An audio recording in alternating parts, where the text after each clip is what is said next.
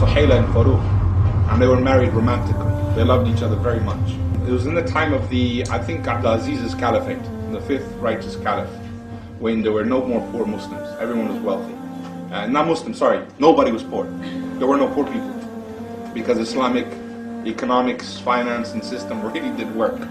Anyways, think of a romance like that. Suhayla and Farooq are married, they're together for 3 months, the call of jihad is made, Farooq has to take off and disappear.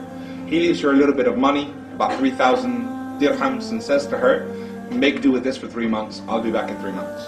There's a treasure chest of 30,000 dinars, which is equivalent to 2 million pounds in his house, and he says to her, don't touch that, it's amana. I'll be back in 3 months. Because that's what they did, the soldiers would go and come back. 3 months went on, 6 months went on, 9 months went on. In that time she found bearing with a child. A year went on, she gave birth to a boy. No sign of Farooq. Year and a half went on. 2 years went by, 2.5 years went by. Some man came back from battle and said, I saw Farooq fall. Now she knows he is dead. And so now she opens the treasure chest of 2 million pounds. Until then she obeyed him, didn't touch it. 3,000 dirhams for that long, subhanAllah, she stretched it. 30 years go by, she's looking after this boy, she's had a son, she's looking after him, she's paying for his education, she's getting him looked after, etc. 30 years go by. Now we're in Medina, this happened in Medina. 30 years she's thinking of Farooq, he was such a great man, my great hero. He fought jihad, he was killed. He's just this amazing guy. She loved him. When he was going, he thought twice, he looked back, she pushed him out the door, said, have you no fear of Allah? Seek the Jannah and I'll see you there. She was a righteous woman. She pushed him out, said, go. And he went. Anyways, 30 years go by, here's Medina. Let's leave the country, Google Earth, go all the way over to China, okay?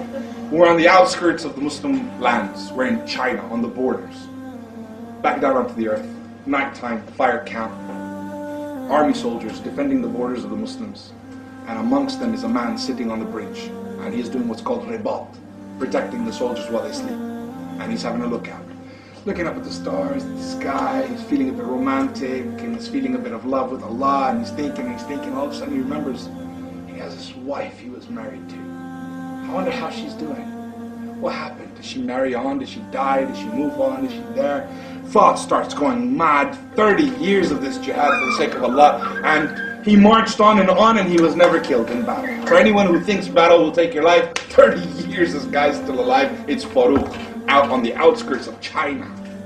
When he went, he couldn't stop. The sweetness of defending the ummah and working for Allah, he couldn't go back. He's on the outskirts of China, but now the thoughts, he's older and he's wiser, and he's just not that young, passionate man anymore. He's thinking, my wife, my wife, my wife. That's it. He takes permission from his commander in the morning, hops on his horse from China, he's riding like the wind all the way back to Medina. The closer he gets, his heart is pumping, man. It's going mad. He's going through the Persian, he's coming all the way back through Iraq. The closer he gets, the more mad he goes. What if she's not alive anymore? What if she's married again? All these things are driving him insane. He gets to the city of Medina. Before going mad in love, running back to his wife, he remembers the sunnah of the Prophet ﷺ. He's a righteous man. He doesn't just go home. He goes to the masjid to pray his 2 rak'ah. Because that's what you're supposed to do when you come back from a trip.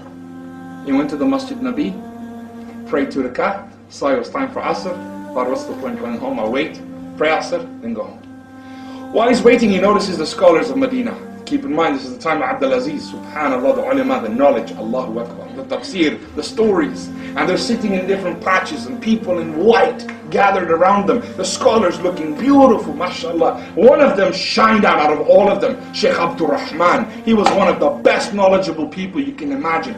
Sheikh Abdul Rahman is the most eloquent of speakers. He's amazed by him. Adhan, Asr, Salah is finished now, right, going home. He's rushing home. As soon as he gets to his house, when he gets to his house, he noticed another man going in, and he's thinking, what's happened? And he flips out. He's an Arab, he's got ghirah, he's got jealousy. He said, hey! He goes to the man, he grabs him. This is my house, that's my house. They get into a fight. The city comes in, people gather around, they're like, hey, leave him alone, it's his house. And he's like, I am Farooq, this is my house. Inside the house is an old woman, and she's sitting there, and she hears the sounds. Could it be? No. She covers up, she runs out, and she sees him. She shouts, "This is my husband Farooq, leave him alone. He's been away in jihad for 30 years, only now has he returned." People began to weep. Farooq and Suhayla embrace in love. And they're together and they're telling stories. They run inside. Now they're laughing, they're joking, they're crying. Everything's coming out. "Oh Farooq, I'm so much older than when you left me. I was young and beautiful. I don't look like that anymore." And he says to me, "Suhayla, you are the most beautiful woman in the world." Because he loves her piety. And he's madly in love with her still. And he's there embracing her and they're weeping together. Finally, Farooq starts to get to his senses and he goes, "Oh Suhayla, there was a treasure chest I left. 2 million pounds in it. 30,000 dinars. What happened?" Suhayla said, "Farooq, let me ask you a question. Did you go to the masjid?" She knows he did. She's wise. They're pious. They're religious. It's the sunnah. "Did you go to the masjid?" "You did." "Yes, I did." "Did you see anything?" "Amazing scholars. This time has changed. The knowledge of the deen, the way it's being spread. Did you see anyone in particular? One really stood out." "What would you give to be that man?" "I would give anything to be that knowledgeable." "Would you give 30,000 dinars for it?" "Yes, I would." "My eyes closed, I would pay 2 million pounds. What if that was your son?" And he said, "Even more." And he said, "That's your son, Abdurrahman." His son was the best scholar of Medina because it was halal money and she spent it all instead of shopping online. She was raising her son in the best Islamic education. 2 million pounds she spent in that time. That much money on his education. And today, what do we spend on Islam? Farooq and Suhayla, she said, "That's your son." Farooq goes mad. He comes out the house screaming, "Oh, Sheikh Abdurrahman is my son. I am Farooq." And he's just dancing, he's excited. Abdurrahman comes, they call him, they say, "What?" He says, "I am his son. Where is he?" And the man says, "I'm Sheikh Abdurrahman." And when he sees him, he realizes the man he was fighting with in the beginning. He was going to his house. That was his son. And he hugs him and he embraces. And the city comes and sees this father jumping up for joy. My son is no ordinary boy. He is Sheikh Abdurrahman. And everyone starts to weep. Everyone is emotional with him.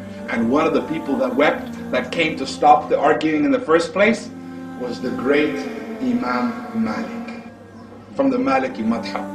What was he doing there? What was he doing there in that crowd? Imam Malik was the student of Sheikh Abdurrahman ibn Farooq.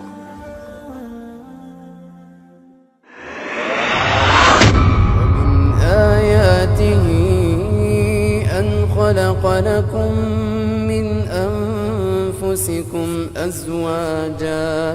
أزواجا لتسكنوا إليها وجعل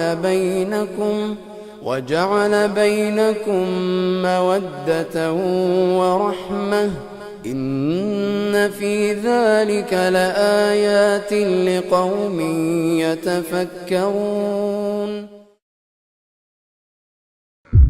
يا رياح النصر مهدي وارفعي عنا الغمام. نمت الآساد فينا والمآسي